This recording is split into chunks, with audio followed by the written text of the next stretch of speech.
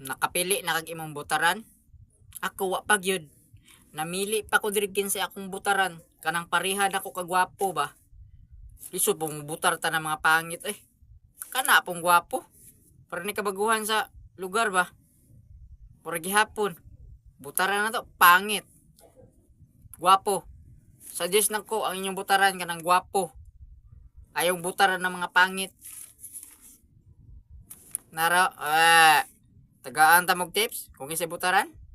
Ay palim kamot. Tagko mo, tagsam tagunahon na.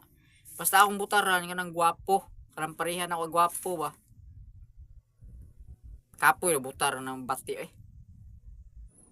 Daghan man day butaran no. Pero ako panimpilian.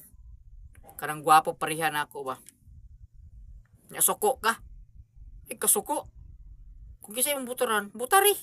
Kaya ako, basta ako, gwapo akong butaran. Kanang mga gwapo.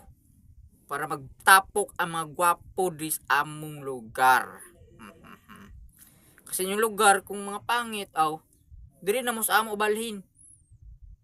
May na lang, madungaga ng mga gwapo diri ba. Pero kung pangit ka, ayaw na. Kalas-kalas, nagpamasahe. So, moro to. Mamili pa ko diri. Wa akong butaran. Bye-bye.